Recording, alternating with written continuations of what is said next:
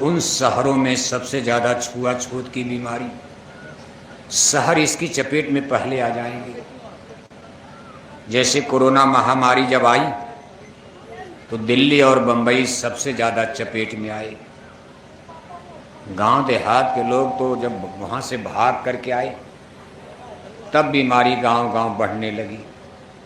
दिल्ली से भागे, बंबई से भागे, पैदल भाग रहे, गाड़ी मोटर, कोई साधन भी नहीं था, कोई दाना पानी देने वाला नहीं था। किसी तरह जान बचा करके लोग भागे। लोग कहते थे कहाँ दिल्ली से आ रहे? अरे बाबा गांव में मत आना, दिल्ली का मतलब आप कोरोना लेकर आ रहे हो। आप बंबई से आ रहे हो, बंबई का मतलब कोरोना लेकर आ रहे हो। आप कानपुर शहर से आ रहे हो, कानपुर शहर का मतलब आप कोरोना लेकर आओगे। यानी शहरों के प्रति घृणा हो गई थी। और अगर कुछ दिन कोरोना रह गया होता तो दिल्ली बंबई खाली हो गई होती, फिर कोई वहाँ जाने का नाम नहीं लेता। तो भगवान की दया, अभी ईश्वर को कुछ और मंजूर था। वैसे कोई टिकिया टैबलेट इंजेक्शन तो नहीं बन पाया। कोरोना को साइंस ने, डॉक्टरों ने कंट्रोल नहीं किया। लंदन अमेरिका के डॉक्टर भी वैक्सीन सही नहीं बना पाए। कुछ वैक्सीन तो ऐसी बन गई कि जिसका साइड इफेक्ट, आपने टीका लगवा लिया, अब कितने लोगों में बीमारियों के लक्षण नजर आ रहे हैं, वही उल्टा असर कर रही है। तो ये शहर, बड़े बड़े नगर शहर, सबसे बड़ा खतरा इसमें बीमारियों का। अगर कोई बीमारी आगे मान लो भविष्य में कोरोना की तरह फिर आ गई तो बड़े बड़े शहर इसकी चपेट में आएंगे। गांव देहात वाले तो फिर भी बच जाएंगे, असर होगा लेकिन उतना नहीं होगा जितना बड़े बड़े शहरों पर होगा। दूसरा, शहरों के लिए सबसे बड़ा खतरा भूकंप का है। मान लो हम लोग यहाँ बैठे, अभी भूकंप आ जाए, निकल करके खेत में भाग लिया जाएगा। बहुत खंभा उम्भा गिरेगा, पैर और टूटेगा, जान नहीं जाएगी। लेकिन शहरों में 50-50 मंजिला, 100-100 मंजिला कोठियां बना डाली और सब कोठी एक दूसरे से सटी है। जिस दिन भूकंप आ गया और ये कोठियां आपस में टकराने लगी, फिर कोई जिंदा बचेगा? और भूकंप 1 मिनट का खेल है। 1 मिनट में आदमी कितनी यात्रा तय करे। और भाग के जाओगे कहाँ शहर में? गांव में तो भाग, मान लो आप छत पर सो रहे हो, भूकंप आ गया, आपका मकान हिल रहा, तुरंत कूद जाओगे चने के खेत में, मटर के खेत में, घर के पीछे गन्ने के खेत में कूद जाओगे। आप अपने घर से निकल करके आप गेहूं के खेत में भाग जाओगे, जान बच जाएगी गांव में भूकंप में। लेकिन शहर में बचना मुश्किल है। और तीसरा, शहरों के लिए सबसे बड़ा खतरा न्यूक्लियर वेपन्स, युद्ध, महायुद्ध, विश्व युद्ध से है। अगर मान लो दुनिया में विश्व युद्ध होता है, लड़ाई होती है और इसमें परमाणु बम के प्रयोग होने लगे तो अरबों रुपए का महंगा परमाणु बम कोई चने और मटर के खेत में गिरा कर क्या लाभ मिलेगा? इसको ऐसी जगह गिराया जाएगा कि दुश्मन का कम से कम, ज़्यादा से ज़्यादा नुकसान हो। अरबों रुपए का बम है तो कम से कम 100 खरब का नुकसान हो। बिजली के पावर हाउस पर गिरेगा, बंदरगाह पर गिराया जाएगा, बड़े बड़े स्कूल अस्पताल पर गिराया जाएगा, इंडस्ट्रीज, फैक्ट्री, कारखानों पर गिराया जाएगा। चना, गेहूं, गन्ना के खेत में परमाणु बम गिरा कर दुश्मन का क्या नुकसान होगा? मान लो 1000 टन गेहूं जल गया, क्या फर्क पड़ता है? परमाणु बम तो अरबों रुपए का नुकसान हो गया। इसलिए शहरों पर परमाणु बम। और दुनिया के सभी मुल्कों ने अपने अपने प्रतिद्वंदी माने अपने अपने दुश्मन देशों पर अपनी परमाणु मिसाइलों को सेट कर दिया है। भारत ने पाकिस्तान पर सेट कर दिया, पाकिस्तान ने, भाई समय हो सकता। अब भारत का प्रतिद्वंदी तो पाकिस्तान है, पाकिस्तान का भारत है। इधर चीन भी हमारा प्रतिद्वंदी, दोनों के पास परमाणु बम है। भारत के दो दुश्मन, एक उत्तर में एक पश्चिम में, देखो परमाणु बम लेकर हमको आपको रोज डरवा रहे हैं। भारत को ईरान से क्या डर, ईरान तो दूर है, लेकिन चीन और पाकिस्तान दोनों के पास परमाणु बम है। परमाणु बम तो भारत के भी पास है, लेकिन चीन और पाकिस्तान का मिला दिया जाए तो ज़्यादा हो जाता है। लेकिन कुल मिला करके कभी न कभी तो खतरा बना हुआ है। संसार में स्थिति नाजुक आ सकती है, और इसमें सबसे बड़ा कोण देखो, धर्म बनता जा रहा। पहले 2 विश्व युद्ध हुआ, ये दोनों यूरोप में, रूस में लड़ा गया। 2 विश्व युद्ध हो चुका है। ये दोनों विश्व युद्ध है जहां लड़ा गया, इसमें सब क्रिश्चियनिटी, ईसाइयत को मानने वाला ईसाई देशों ने भाग लिया था। भारत तो समय गुलाम था। खैर, भारत की सेना,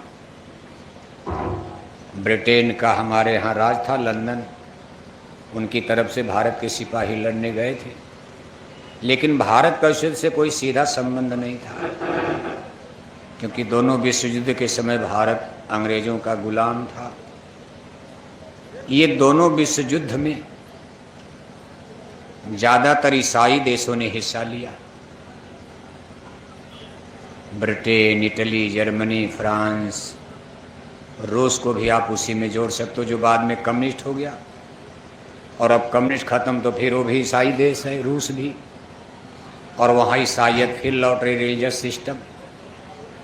उनका कम्युनिस्टवाद, साम्यवाद तो खत्म हो गया, सोवियत रूस। अब जो रूस बचा है, 14 भाग हो गया। अब जो रूस बचा उसमें ईसाइयत, पहले उनके बाप दादे पुरखे पूर्वज ईसाई ही थे,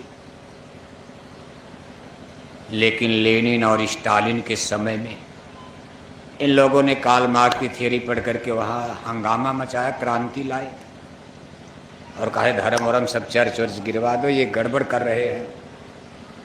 कुछ दिन तक रूस का नाम चला, लेकिन फिर उल्टा हो गया, रूस ही टुकड़े टुकड़े हो गया, सोवियत। आज फिर वहाँ चर्च बन रहे। वहाँ के राष्ट्रपति मिस्टर पुतिन साहब खुद ही चर्च में अब पूजा करने जा रहे, और हम आप कह रहे कम्युनिस्ट देश, साम्यवादी साम्यवादी। इन्हीं तमाम विचारधाराएं, तमाम क्रांति, फ्रांस की क्रांति, यहाँ क्रांति, सब धर्म को अलग करने के लिए सामने तो आई, लेकिन अब फिर सब फेल होती नजर आ रही। और एक बार फिर दुनिया, मान लो जब सभी ईसाई देश आपस में युद्ध कर रहे, कि राष्ट्रवाद का विश्व युद्ध था, अपनी जमीन बढ़ाने के लिए, अपनी बाउंड्री, अपनी सीमा बढ़ाने के लिए। धर्म का युद्ध हो नहीं था, दोनों विश्व युद्ध है, उसमें धर्म का एंगल नहीं था, क्योंकि सबके धर्म ईसाई धर्म ही थे।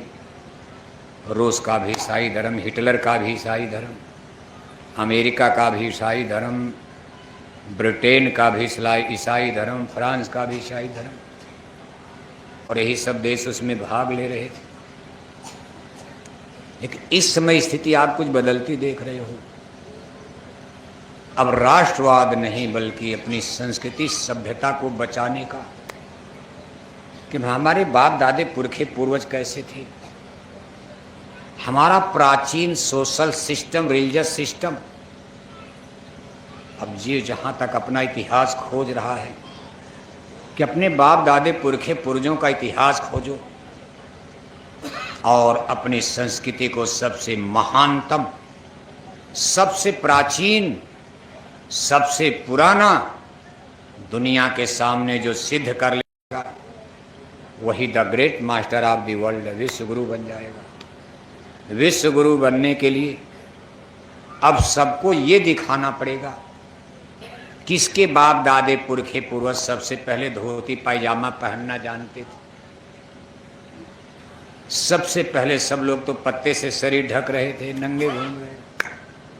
किसके दादा ने सबसे पहले धोती पायजामा पहना, किसके दादा ने सबसे पहले घर मकान झोपड़ी बना लिया, किसके दादा ने सबसे पहले खेती का काम शुरू किया, किसके दादा ने सबसे पहले हल चलाना शुरू किया,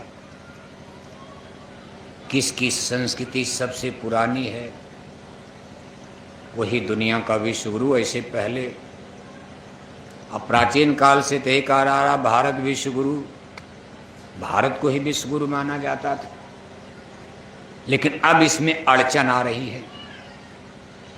the great master of the world, Bharat को विश्व गुरु कहा जाता था, सोने की चिड़िया। लेकिन अब वेस्टर्न कल्चर के लोग, अमेरिका, ब्रिटेन, करना न ऐसे नहीं कि भारत को विश्व गुरु मान, फिर से फैसला होगा, यानी फिर से फैसला होगा कि विश्व गुरु किसको। ये बात बिल्कुल कपोल कल्पना है, भारत कभी विश्व गुरु नहीं था।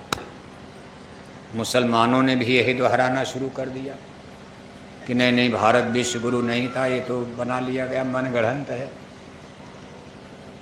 अपने भारत के कुछ हिंदू विद्वान इतिहासकार भी उन्हीं अंग्रेज इतिहासकारों की हाँ में हाँ मिलाने लगे।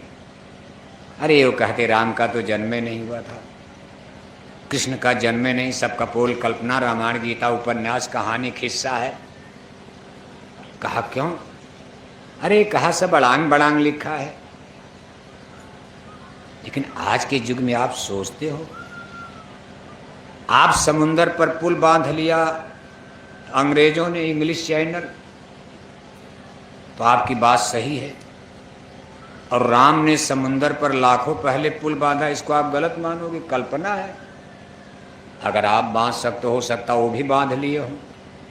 अब इस नजरिए से तो देखा जाएगा, अगर आज का मनुष्य समुंदर पर पुल बांध सकता, जैसे ब्रिटेन ने, लंदन ने, इंग्लैंड ने समुद्र में इंग्लिश चैनल बनाया, बीच में समुंदर है आने जाने के लिए, तो राम को भी मान लो कि उन्होंने भी बना दिया होगा भारत से लंका आने जाने का।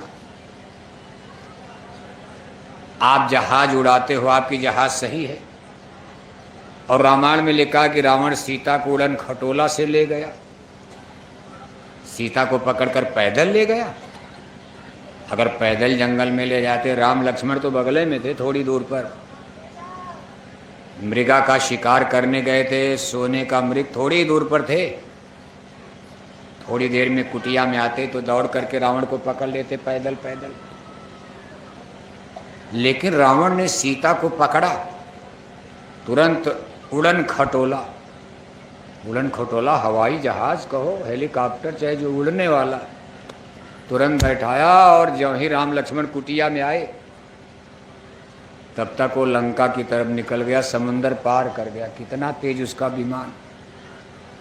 अब आपके हवाई जहाज चल है तो आप सही मानते हो, और वहां उड़न खटोला की बात आती, कहते गप लिखा है। आपका जहाज चंदा मामा पर चला गया, आप सूरज की गति को भेद रहे हो, आप गैलेक्सी आकाश गंगा में झांक कर देख रहे हो, कि लंदन अमेरिका के वैज्ञानिक इसको तो सच मानते। और हमारे ग्रंथों में लिखा कि बाल समय रवि भक्ष लिए, हनुमान जी ने सूरज की गति को ही रोक दिया, तब तीनों लोक भय अंधियारे। सूरज की गति को रोक दिया, धरती पर अंधेरा छा गया। देवन आन करी बिनती, तब छाड़ दिए रवि कष्ट निवारो। कहा लोगों को आकर के प्रार्थना करना पड़ा, महाराज धरती सड़ जाएगी, जल्दी आप। अब ये चीज आपको गप लगती है, और आप अपने जहाज भेज कर चंदा मामा पर जा रहे, सूरज पर यहाँ भेज रहे, वहां भेज रहे।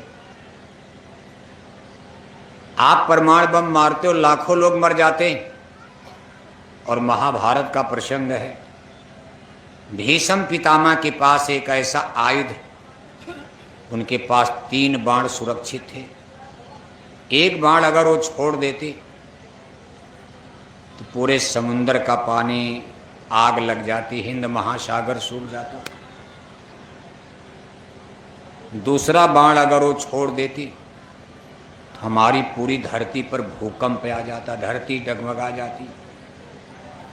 तीसरा उनके पास बाण था, अगर उसको प्रयोग कर देते तो सूरज और चांद की गतियां रुक जाती। वैसे उन लोगों ने इसका प्रयोग नहीं किया, मर गए। उन्होंने धनुष बाण रख दिया, अर्जुन से कहा, भगवान कहने का मारो इनको।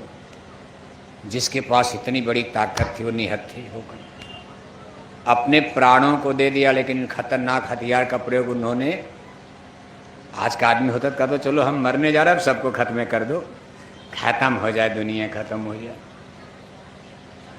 लेकिन नहीं किया इसका प्रयोग। अब आप अपने परमाणु बम की तो तारीफ करते हो, हमारे पास न्यूक्लियर वेपन्स परमाणु बम है, और जब भीष्म पितामह की बातें इतिहास में आती हैं महाभारत में, तो आप उनके उस बाण को गप मानते हो कि ये कैसे हो पाएगा कि धरती पर भूकंप आ जाएगा। एक से सहस, सहस से लाखन, अर्जुन लगे सिंधु को पाटन। अर्जुन एक बाण छोड़ रहे हैं, आगे जाकर के 1000 हो गया, थोड़ी दूरी पर आगे जाकर के 10,000 हो गया, फिर आगे जाकर के 1,00,000 हो गया, आगे जाकर के 2,00,000 हो गया। बताओ आप, एक बाण यहां से मारा, एक बाण, और आगे जाकर के लाखों लाख बाण, यानी अर्जुन का एक बाण लाखों लाख लोगों की गर्दन को काट सकता, मार सकता। अब उनका भी कोई परमाणु बम रहा होगा इसी तरह का।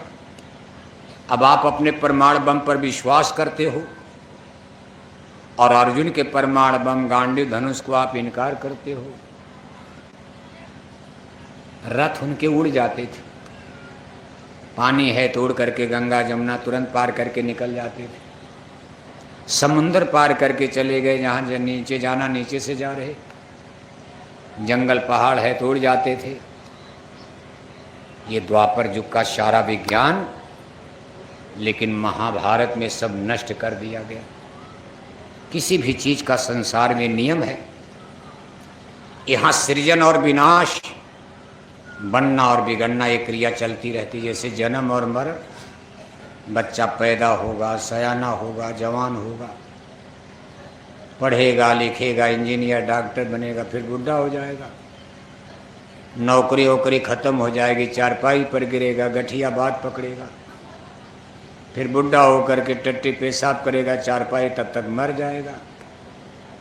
मरने के बाद फिर जन्म होगा, फिर इसी तरह चलेगा, फिर मरेगा। जैसे दिन के बाद रात, रात के बाद दिन, सुबह के बाद शाम, शाम के बाद सुबह, ऋतुएं बदलती रहती, जाड़ा गर्मी बरसात, फिर जाड़ा गर्मी बरसात, रोटेशन में।